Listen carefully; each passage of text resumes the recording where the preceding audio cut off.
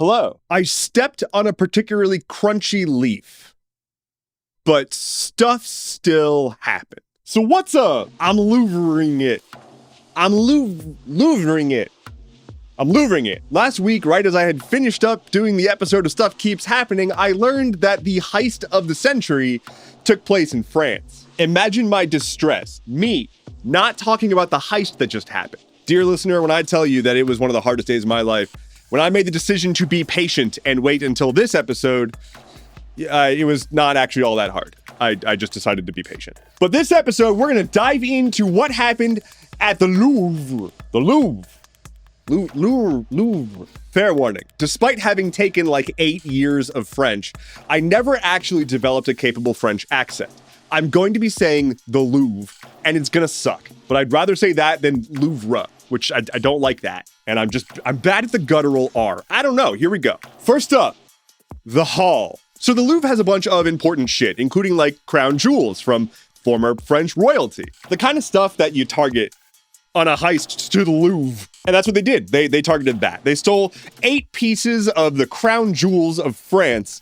Well, they were going for 9, but they dropped 1. According to Interpol, they made off with a smattering of earrings, necklaces, tiaras, and a brooch. They would have had a crown if they didn't drop it. That was one that they dropped. Apparently, it was damaged when they were taking it out of the display case, and then they dropped it and just moved on. In total, the haul is valued at about 88 million euros, or a little over $100 million. Let's talk about the crew. It was 4 dudes. 4 guys, really 2 guys doing the brunt of the work, but 4 guys that we're aware of. 2 doing the B&E, 2 doing the getaway, the GOA, the G&A. God, now I want to watch Snatch. It's a good movie. At time of writing, at least 1 dude is in custody. French authorities claim that they got some suspect who was trying to flee the country. They may have others, but they're being very cautious with actually revealing any information. Best I can tell, there's 2 people in custody that are suspects, not like we got them. We don't know. Could be anyone. Could be a fall guy. Could be my plan worked. What? The timeline. There are 2 sort of distinct moments in this heist, about a week prior to the actual break-in and then the break-in itself. A week prior to showing up at the Louvre, they went to a town also called Louvre, and they stole a like service utility vehicle. You know, one of those like cherry pickers, like the mechanical lifts on the back of a truck. They basically went to a company and they were like, give us that. We're taking it. So that's part 1. Part 2 is 2 of the guys roll up in the vehicle with high-vis vests behind the Louvre. They just rolled up onto the sidewalk and we're just gonna put this utility vehicle here. They then used a ladder on the vehicle, climbed up onto a balcony, and broke through a window. The car pulled up at 9:30 a.m. The window was broken at 9:34. They left the Louvre at 9:38. They were in there for 4 minutes, during which time they used glass cutters to cut holes in the display cases and get the stuff out of there. 9:36 is when the police were first informed of anything happening. A security person at the Louvre pressed the button that's like the call the popo button. But at that point, they had 2 minutes to do anything about this, at which point the thieves got out. They went down the ladder, tossed their supplies, and met up with their getaway drivers who were on scooters that went zoom. And they just kind of pieced out. When I say scooters, I don't mean like Razor scooters. That would probably be the only way this would be more rad. How? Like how did this happen? Let's talk about the security situation. First of all, there wasn't a camera where they broke into the museum. There just wasn't. There's just a balcony next to a very shatterable window next to the Louvre. And there was no camera there whatsoever. Security didn't even know what was going on until, 4 minutes into their plan. No one stopped them from just putting a cherry picker next to a museum for no reason. It's the kind of thing that usually somebody's like, hey, what are you here for? It's just, the perimeter of one of the most famous museums housing some of the most expensive things known to man. Why would we be cautious? Additionally, they use the glass cutty thingies because apparently the glass enclosures were bulletproof, but not cut proof. They were installed when bullets was the biggest thing they were trying to defend against and never upgraded. Now, it seems like that's a pretty major lapse in security for something like this. And that's correct. It is. They've been understaffed and underfunded for a long time. Weird how that doesn't matter till it does. But there could be another angle here. And I want to take this with a grain of salt because this is coming from authorities who have a lot to lose if this looks bad, which it does. But investigators in the case have stated that there is digital forensic evidence that this may have been an inside job. It could be that the information about the lapses in security were given to the thieves by a security guard at the museum. That'd be so convenient. It wasn't our fault. It wasn't the chronic underfunding. It wasn't not taking anything seriously and not actually caring about the security. It was an inside job. No one could have stopped this. Anyway, what's the fallout of this? Not a ton, aside from like, France is pretty embarrassed right now. It doesn't look good for the French government, but also the French government doesn't need a whole lot more to not look good right now. Authorities in France are trying to project strength and claim that they're going to get the guys and they're going to bring back everything that was stolen in one piece. One piece! But that's pretty unlikely. Like, crime analysts say that this is the kind of thing that you break them down into components, you melt down the metals, you get all the gems out, you send them to a bunch of different places, get them all cut, and it's basically untraceable. That's what I should be doing. Anyway, the world woke up and saw that like 4 dudes just absolutely owned France and stole some crown jewels that had questionable origins, most likely worn by royals and such. I don't know. Feels a little heartwarming. Just a nice change of pace. Dear listener, did you know that I stream? I stream twice a week. You should go to it. You can find my streams on Twitch, on YouTube, or at live.endeavorance.tv every Wednesday and Friday starting at 11 a.m. US East. All of the stream recordings are then posted to my YouTube channel. There's also an archive on YouTube of older streams. I've been doing this for a while, so plenty of content. Check me out, come hang out. It's me and my dog, and we have a good time. Cool. Anyway, what else is going on? Snap is getting snapped. Thanos would be proud. The US government is still shut down, and as we roll over into the month of November, the USDA has now announced that SNAP benefits will not be paid out for the month of November. For context, SNAP is also known as food stamps. It's food assistance programs in the US. It helps people who can't reliably get food. And 42 million Americans depend on it. That is about 12% of the US population that depends on food assistance programs. Because we're poor and hungry. Anyway, the USDA is supposed to pay out funds to states so that states can help people get food and so on and so forth. And the Fed is no longer going to be doing that because the USDA has said, quote, "The well has run dry." I'm not kidding when I say that the USDA posted this on their website in giant letters, thinking that this is a winning message. Quote, "Senate Democrats have now voted 12 times to not fund the food stamp program, also known as the Supplemental Nutrition Assistance Program, SNAP. Bottom line, the well has run dry. At this time, there will be no benefits issued November 1st.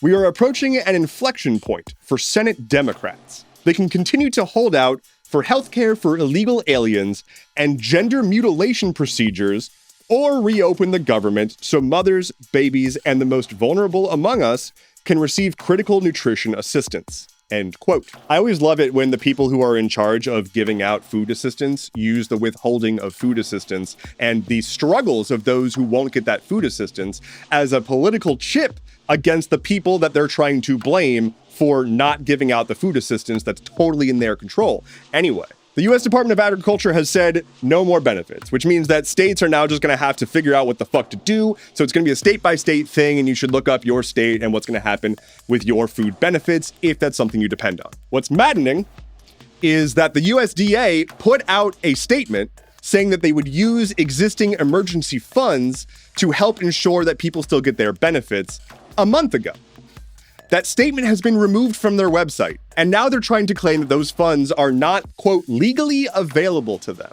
Essentially, there are multiple multi-year funds that the USDA can use to fill in gaps in spending for emergency situations such as this. They had fully intended to do that a month ago, but they changed their mind. Nationally, legal scholars are like, it is insane to claim that the USDA can't use these funds. A whole bunch of states have also called out the Fed, being like, what in the fuck? This is going to cause a lot of people to go hungry. It's really fucking gross. And if this is something you depend on and this is adding to your stress, I'm very, very sorry for the situation that you're finding yourself in. It's not your fault that these people have riled up a base that need constant red meat to stay focused, and they're using you as that red meat. The only solace is that hunger is a universal language. And it doesn't matter who you voted for. That vote is not going to give you the food you need. Anyway, what else? Oh, on the topic of intentionally hurting our own citizens. Earlier this year in Western Maryland, there was torrential downpour that caused near-record flooding and created an absolute disaster scenario in Garrett and Allegheny counties. Historic flooding tore through towns as a river raised to near-record levels in 6 hours. The state of Maryland applied for federal disaster relief from FEMA, which is the US's federal disaster relief agency, and that relief was denied.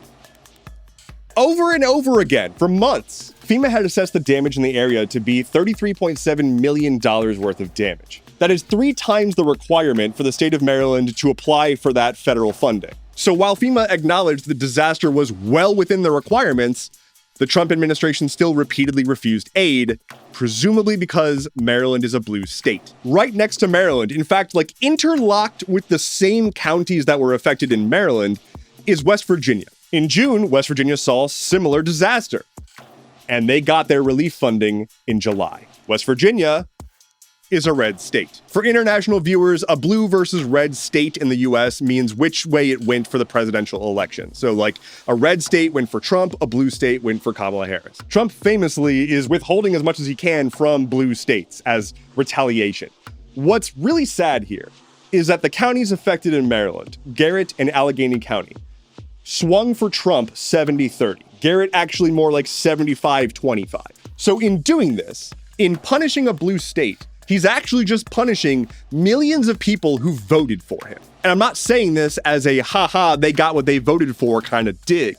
It's just sad. It's the same thing as when a disaster hits Florida or Texas and people cheer because there's a lot of Republicans there or they swing red. Like, no, that's gross. Even with that logic, if you take Garrett and Allegheny County, that means that 25 and 30% of the people living there didn't vote for this. They did, quote, the right thing with their vote. No one deserves this. We're held hostage by a fucked up system. And watching the federal government pick and choose which citizens are worth saving based on where they fall geographically in the country is fucked. So hey, maybe use disaster relief to relieve disaster for your citizens who voted for you. I truly don't give a shit who you voted for. If your house is swept away by a river, I think you should get some help from the government and their, helping people having disasters agency. Speaking of disasters, let's talk about Amazon Web Services. You probably were impacted by this. This past week, Amazon Web Services had a major outage in their US East 1 sector.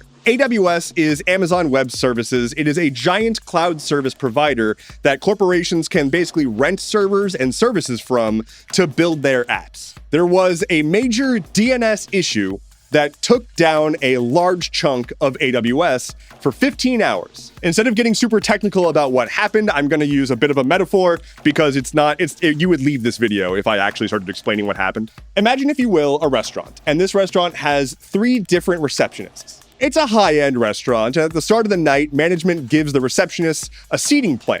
Receptionist A, B, and C all got the seating plan for that night, but receptionist A went out for a smoke break. While he was out on that smoke break, B and C got a revised seating plan from management. They're like, we're going to do this instead. And so A comes back from their smoke break and they see that there's a different seating plan on the desk than the one that they were given. And they're like, that must be an old one. I'm going to toss this aside and put mine here instead. And then they started to try to seat people. And it was a fucking disaster. That's basically what happened. There's a system that's supposed to route data to places, and that system got tripped up, didn't know which places to send people to because of a timing error, and oopsie daisy. All of my apps, if you're wondering specifically, it was a DNS issue with DynamoDB.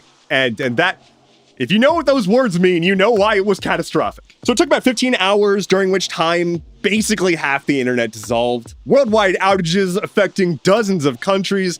Untold billions of dollars likely lost. Always good. We love a good Amazon outage. This happens not infrequently. It happens infrequently, but not infrequently enough. Lightning round. Here's the weather. Prince Andrew's gonna stop using the Duke of York title, largely because of the whole he's a pedophile thing. One of the guys in that leaked Young Republicans chat with all the racism, turns out he was a Vermont state senator and has since resigned. The US is continuing to bomb boats off the coast of Venezuela, despite providing zero evidence that they're narco-terrorists, as this administration keeps claiming. Speaking of blatant corruption, Trump pardoned the founder of Binance, which is a crypto company that has deep ties to Trump's crypto schemes. The CEO of the company had previously pled guilty to facilitating money laundering. And finally for today, after an angry word from his estate, OpenAI has made it so that you can't generate AI videos of Martin Luther King Jr. on Sora anymore. Or at least they're trying to do that. What a bad idea.